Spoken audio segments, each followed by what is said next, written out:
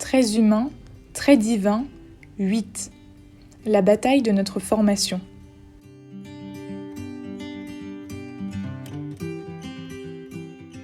Dans ce 8e article, nous nous attardons sur certains conseils et attitudes qui nous disposent à être une semence fertile, chacun à sa place dans le monde.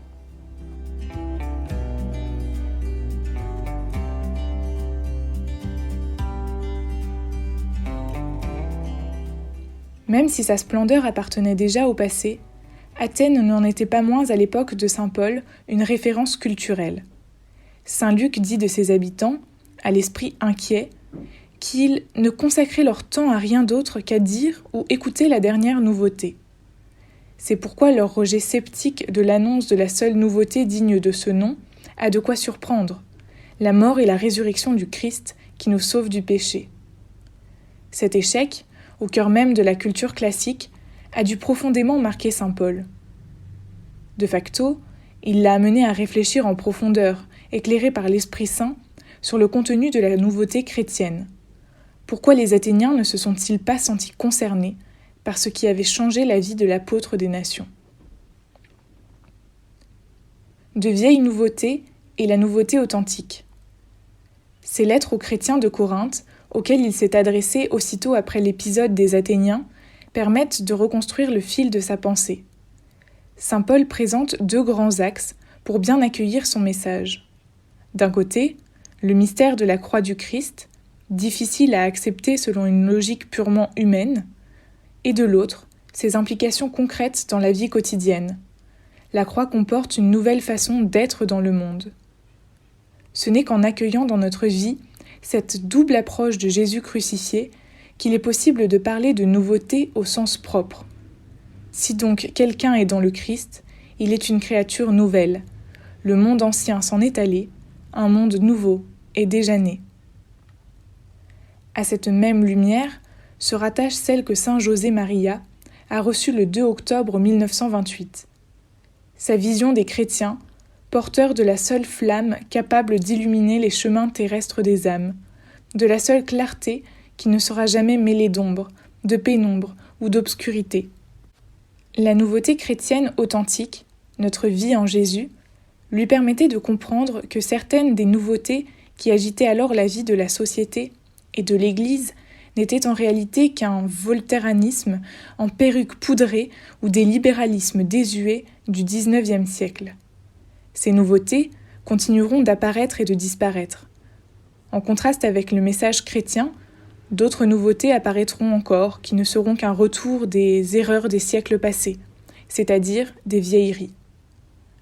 Une bonne partie de notre mission, en tant que chrétiens courants, consiste à apporter la nouveauté authentique du Christ à tous les secteurs de notre vie, sans nous laisser séduire par ce qui, au fond, n'est qu'une nouveauté apparente.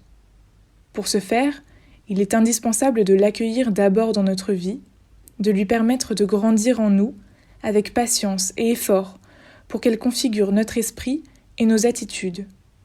Ce n'est qu'ainsi que nous contribuerons à ce que de nombreux hommes ne restent pas dans les ténèbres, mais marchent sur des chemins menant à la vie éternelle. Le plus important, c'est le semeur. Plusieurs paraboles de Jésus sur le royaume de Dieu mettent en évidence que sa présence parmi nous est un don gratuit. Par exemple, la parabole du semeur prend comme point de départ l'intervention de quelqu'un qui jette les semences. Sans cette action préalable, les fruits seraient évidemment impossibles. C'est le bon point le plus important du récit, car que la terre soit plus ou moins bonne ou mauvaise est sans doute important, mais secondaire. La foi nous révèle que nous sommes enfants de Dieu, avec le monde pour héritage, appelés à collaborer avec notre Père pour que la création tout entière devienne le don dont il a rêvé pour nous. Animés de la même foi que les premiers chrétiens dans leur mission, nous cherchons à découvrir que tous les chemins de la terre peuvent mener à Dieu. Nous sommes convaincus que le monde n'est pas mauvais, puisqu'il est sorti des mains de Dieu, puisqu'il est sa création, puisque Yahvé l'a contemplé et a vu qu'il était bon.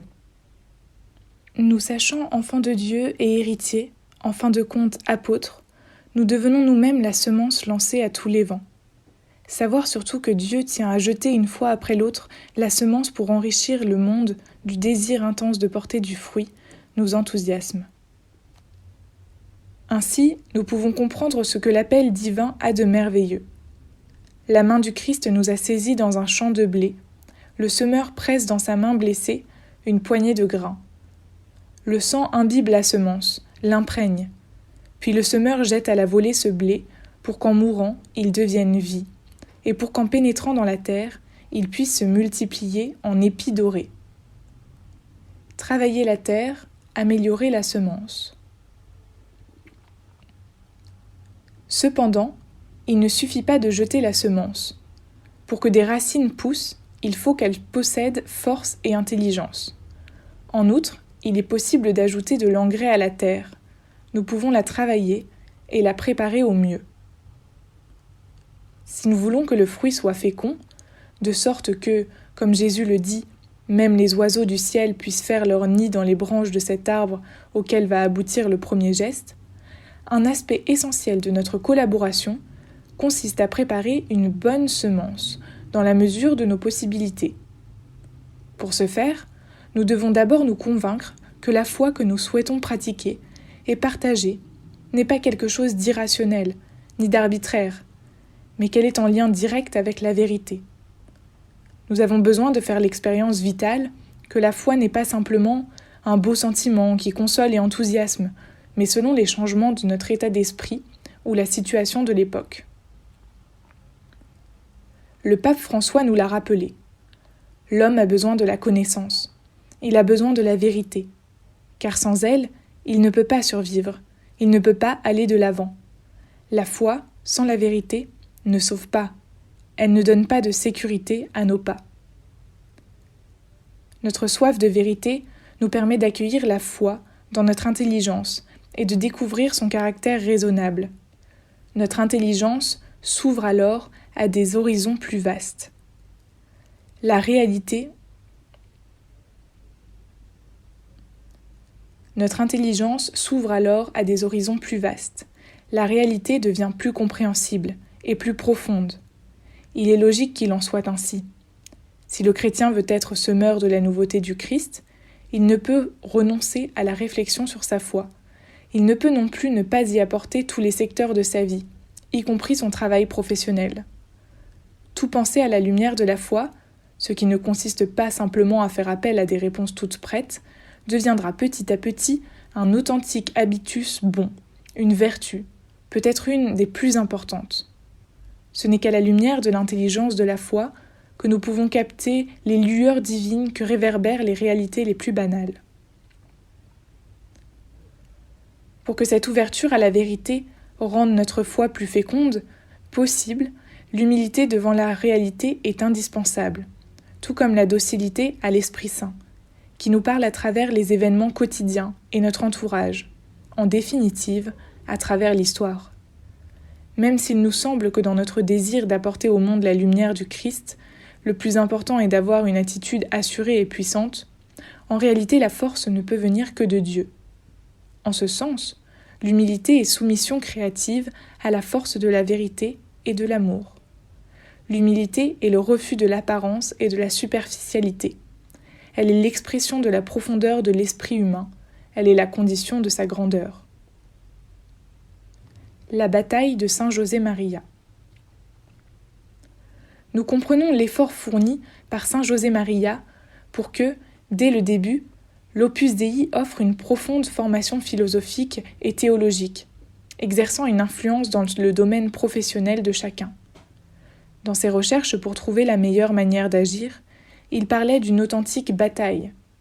Ce langage belliqueux souligne le côté ardu de l'entreprise de la formation et, par conséquent, la nécessité de s'y engager pour de bon, toujours compte tenu des circonstances personnelles de chacun.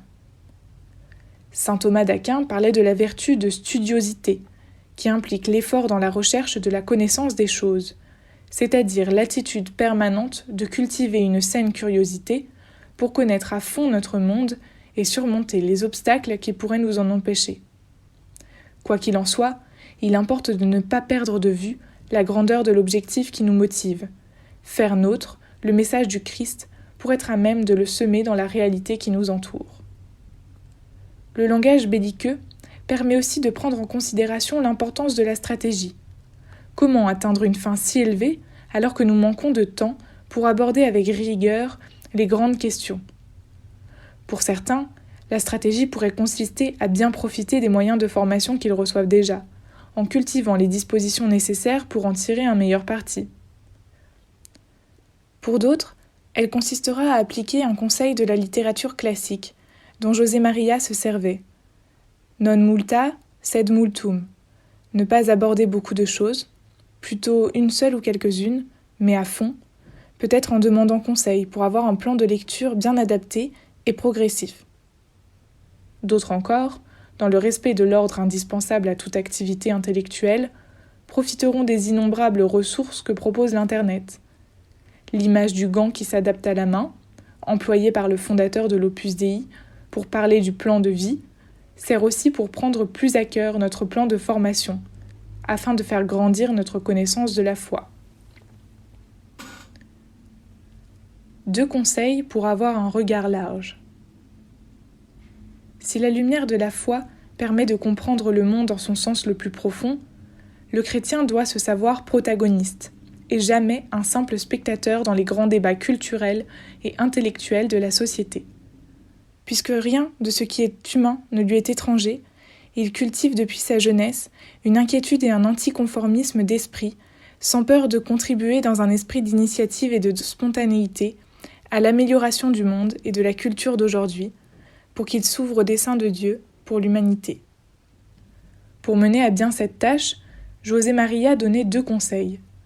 Le premier est d'élargir son regard au-delà des objectifs petits. Pour toi qui désires acquérir une mentalité catholique, universelle, en voici quelques caractéristiques. La largeur de vue et l'approfondissement énergique de ce qui est sans cesse vivant dans l'orthodoxie catholique, le souci droit et sain, qui n'est jamais frivolité, de renouveler les doctrines caractéristiques de la pensée traditionnelle en matière de philosophie et d'interprétation de l'histoire, une attention vigilante aux orientations de la science et de la pensée contemporaine, et une attitude positive et ouverte face à la transformation actuelle des structures sociales et des formes de vie. Voilà un vaste programme sur lequel il vaut la peine de s'arrêter calmement.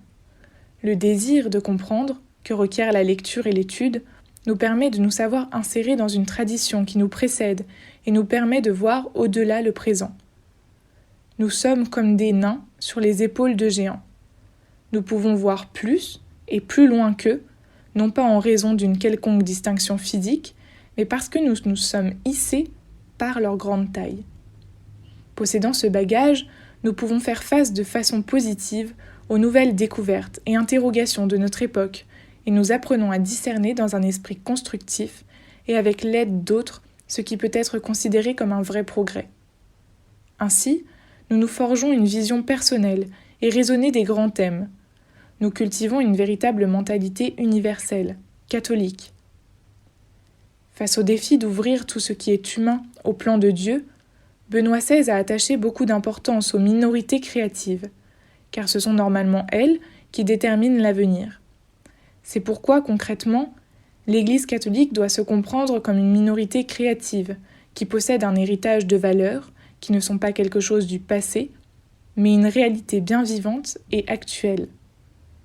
L'Église doit actualiser, être présente dans le débat public, dans notre lutte pour un concept authentique de liberté et de paix. Trouver des gens capables de partager la passion pour la formation et pour l'analyse profonde de la réalité, et avancer avec eux pour prendre ensemble des initiatives de toutes sortes, voilà une expérience des plus fécondes de la vocation de chrétiens au milieu du monde. L'histoire encore toute récente des premiers fidèles de l'œuvre confirme cette fécondité. Dans cette tâche, chacun doit entrer dans le grand terrain du jeu du monde et trouver, dans les circonstances de sa vie, sa manière personnelle de collaborer. Le deuxième conseil de saint José María concerne l'usage du pluriel.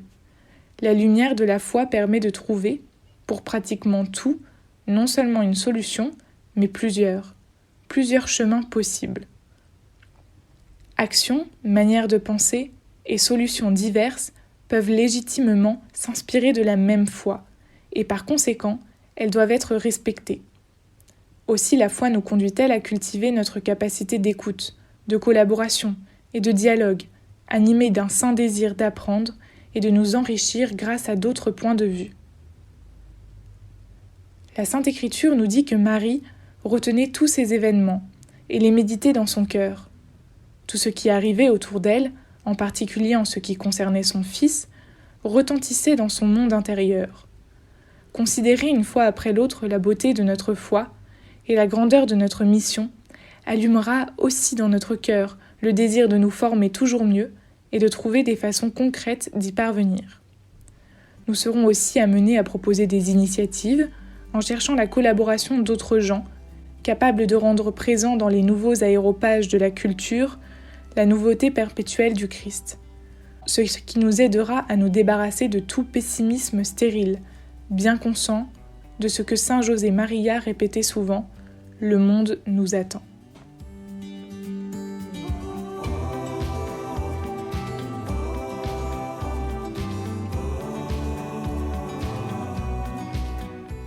Nicolas Alvarez de Las Asturias.